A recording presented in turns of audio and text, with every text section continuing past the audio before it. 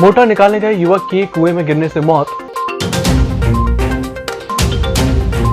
भाजपा पिछड़ा वर्ग प्रकोष्ठ जिलाध्यक्ष विजय खेरे ने जताया पीएम मोदी का आभार, कहा पहली बार 27 ओबीसी के सांसदों को मंत्रिमंडल में मिला स्थान। और यात्री बसों का मासिक टैक्स शून्य किए जाने की मुख्यमंत्री से लगाई गुहार।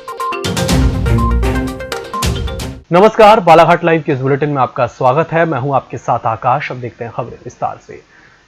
भरवेली थाना अंतर्गत ग्राम बघोली में अपने पिता के साथ खेत के कुएं में मोटर निकालने गए युवक की कुएं में गिरने से डूबकर मौत हो गई, जिसकी सूचना थाने में मिलने पर पुलिस ने मौके पर पहुंचकर मृतक बगदरा निवासी दिलीप पिता उम्मेद लिल्हारे का शव बरामद कर पंचनामा और पोस्टमार्टम कार्रवाई कर मर्ग कायम किया है।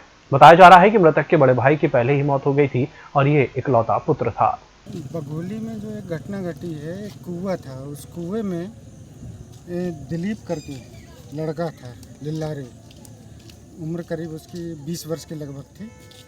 वो कुएं में पैर फिसलने के कारण मोटर उतारने के लिए गए थे और वो पिताजी भी साथ में था और फिसल के गिर गया और गिरा और उसकी मौत हो गई।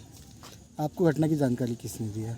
हमको घटना की जानकारी उनके परिजन के लोग गए थे थाने पे और थाने पे उनने इस बारे में हमें सूचना दी, तो हम तत्काल फिर घटना स्थल आए। प्रधानमंत्री नरेंद्र मोदी की देश में दूसरी बार सरकार बनी, जिसमें मोदी सरकार के दूसरे मंत्रिमंडल का गठन किया गया, जिसमें 78 मंत्रियों में अन्य पिछड़ा वर्ग के 27 सांसदों को मंत्रिमंडल में स्थान दिया गया, जिससे भाजपा पिछड़ा वर्ग प्रकोष्ठ ने प्रधानमंत्री मोदी और भाजपा के राष्ट्रीय अध्यक्ष जेपी नड्डा का आभार व्यक्त किया है। भाजपा पिछड़ा वर्ग प्रकोष्ठ के जिलाध्यक्ष विजय खेरे और भाजपा युवा नेत्री मौसम हरिलखेड़े ने जिला भाजपा कार्यालय में शनिवार को पत्रकारों से चर्चा करते हुए कहा कि मोदी सरकार ने सबका साथ सबका विकास के बात को आत्मसात करने और धरातल पर दिखाने का कार्य किया है। मंत्रिमंडल में 12 अनुसूचित जाति, 8 अनुसूचित जनजाति और 27 ओबीसी वर्ग के सांसद को मंत्रिमंडल में स्थान दिया है।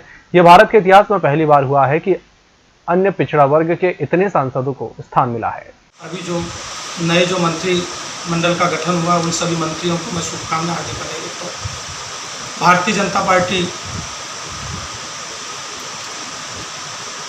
पार्टी के राष्ट्रीय अध्यक्ष जेपी नड्डा जी की हार्दिक बधाई देता हूँ। भारत के यशस्वी मोदी जी और भारतीय जनता पार्टी के राष्ट्रीय अध्यक्ष माननीय जेपी नड्डा जी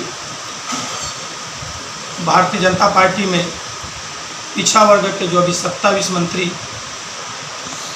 को जो स्थान दिया है, वो भारत के इतिहास में बहुत ऐतिहासिक फैसला है, ताकि पिछड़ा वर्ग के उत्थान का कार्य होगा।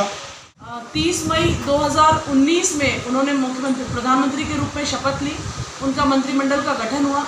उसके पश्चात अभी वर्तमान में 2 दिन पहले हमने देखा 7 जुलाई को उनके मोदी सरकार 2 के मंत्रिमंडल का विस्तार हुआ और उस मंत्रिमंडल विस्तार में जिस प्रकार से सबका साथ सबके विकास के बात को आत्मसात करने का काम किया गया, उसको धरातल पर दिखाने का काम किया गया है। इस बात का हम सभी की ओर ध्यान आकर्षित करना चाहते हैं कि जिस तरीके से उन्होंने जो मंत्रिमंडल में 78 मंत्रियों के साथ आज देश की सरकार है, जिसमें लगभग 31 कैबिनेट मंत्री हैं, और जब मैं उसको जातिगत डिस्ट्रीब्यूट करना चाहूँगी तो मैं बताना चाहती हूँ कि अभी वर्तमान समय में 12 हमारे अनुसूचित जाति के मंत्री मोदी सरकार में है, 8 हमारे मंत्री एसटी समाज से है, और अभी जो 27 अन्य पिछड़ा वर्ग के हमारे बंधुओं को उन्होंने, जो सांसद गणों को उन्होंने मंत्रिमंडल में स्थान दिया है, ये भारत के इतिहास में पहली बार हुआ है कि अन्य पिछड़ा वर्ग के हमारे सांसद गणों को प्रतिनिधित्व का मौका मिला है। जिला बस ऑपरेटर एसोसिएशन द्वारा यात्री बसों का मासिक टैक्स शून्य किए जाने और वाहन निष्प्रयोग का अधिकार जिला परिवहन अधिकारी को दिए जाने के लिए प्रदेश के मुख्यमंत्री के नाम ज्ञापन सौंपा गया। एसोसिएशन के पदाधिकारियों ने बताया कि बालाघाट जिले में 10 अप्रैल से 31 मई तक यात्री बस जिला कलेक्टर के द्वारा पूर्णतः बंद कर दी गई थी। इसके बाद साप्ताहिक लॉकडाउन के कारण बसों का संचालन नहीं हो पा रहा था। डीजल के मूल्य में मनमानी वृद्धि होने के कारण यात्री बसों का संचालन में काफी नुकसान झेलना पड़ रहा है। बसों का संचालन सुचारू रूप से हो सके, इसके लिए शासन हमारी मांगों को गंभीरता से लेते हुए शीघ्र पूरा करे। यहाँ पे अपने बालाघाट मध्य प्रदेश के सीएम बालाघाट एक शादी अटेंड करने आए थे, तो हमने अपनी रूपरेखा बनाया, समस्त बस ऑपरेटर ने चलो उनसे मिला जाए, एक ज्ञापन उनको दिया जाए। तो बाकायदा शुभारंभ लाल में गए, हम सामने उतरे जैसी गाड़ी से, तो हमसे उन्हें ज्ञापन लिए, ज्ञापन लेकर के मेरी 2 मिनट चर्चा भी हुई उनसे। तो मैंने उन्हें अवगत कराया कि बालाघाट ज़िले के 9 ऑपरेटर ऐसे हैं जो एक्सपायर हो चुके हैं सिर्फ आर्थिक तंगी के कारण। जो स्थिति आज मोटर चलाने में बहुत गंभीर है, कारण है कि ब्याज की गाड़ी है, फाइनेंस कराया, वहाँ किस्त पटाना है, किस्त वाला आंग में चढ़ रहा है, तो बहुत सी चीज़ ऐसी हुई। उसके बाद में फिर हमने समय पहले माध्यम ये रखे कि साहब ये जो आपके मतलब हम जो ज्ञापन दे रहे हैं 100 रुपये डीजल किराया हो गया, हमारी वृद्धि नहीं हो पाई किराए में। पहली वृद्धि ये थी। सेकंड वृद्धि थी हमारी नॉन यूज वाली, जो हम नॉन यूज लगाते हैं गाड़ी, तो नॉन यूज से 2 महीने का पावर बालाघाट RTO को दिया है। तो हमारी ये मांग है कम से कम 1 साल दिया जाए। जिसके पास अगर 50 गाड़ी तो 2 महीने में क्या कर लेगा? 50 गाड़ी अगर खड़ी कर दे 2 महीने में तो कुछ भी नहीं बन सकता। तो उसको कम से कम बालाघाट RTO को, DTO को कम से कम 1 साल का उनको काम करने की क्षमता दे पूरे की पूरे पावर तुमको है, तुमको काम करना है। शहर के सिंधु भवन में 18 से 45 साल की उम्र आयु वर्ग के लोगों को कोरोना वैक्सीन के दोनों डोज लगाने के लिए शनिवार को टीकाकरण शिविर का आयोजन किया गया था, जिसमें सुबह 9 बजे से ही वैक्सीन लगाने के लिए रजिस्ट्रेशन कराने भारी भीड़ लगी रही। इसी तरह नगर के बैहर रोड स्थित अंजुमन उर्दू स्कूल और PG कॉलेज के वैक्सीनेशन केंद्र में भी सुबह से रजिस्ट्रेशन कराने लोगों की लंबी कतार देखी गई। पहले रजिस्ट्रेशन कराने के लिए लोगों में काफी उत्साह देखा गया।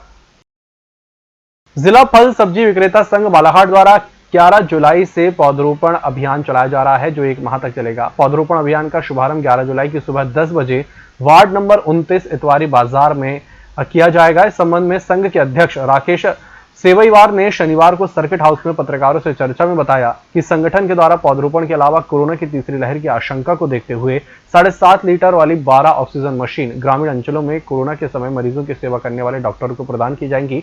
नगर के सभी 33 वार्डों में गरीब बच्चों को रेनकोट प्रदान की जाएंगी।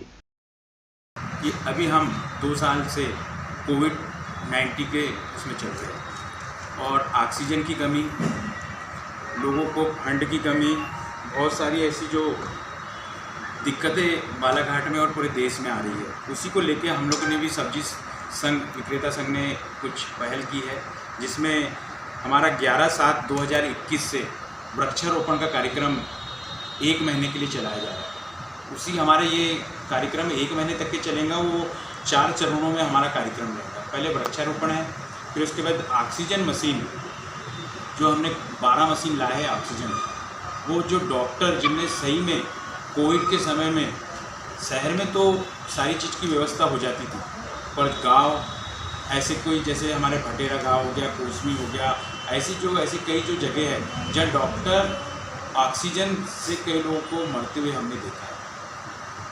हम बड़े किस्मत वाले हैं जो इस कोविड में भी हम लोग बच गए हैं, पर हम लोगों ने कुछ ना कुछ करने का प्रयास किया है। तो इसमें ऐसे डॉक्टरों को हम लोग ढूंढेंगे जो सही में कोविड में काम किया है, और उनको 7.5 लीटर की हमारे पास ऑक्सीजन मशीन है जो हम लोगों ने 12 बुलवाई है, उनको हम फ्री ऑफ कास्ट देंगे, जो अपने पास वो रख के, जो भी ऐसा भगवान ना करे कि तीसरी लहर आए, पर जब तीसरी लहर आएंगी और ऑक्सीजन की कुछ कमी होगी तो ये हमारे कम से कम ये 7.5 लीटर के ऑक्सीजन मशीन उन लोग के काम है। इस बुलेटिन में फिलहाल इतना ही। इसी के साथ मुझे दीजिए इजाजत। नमस्कार।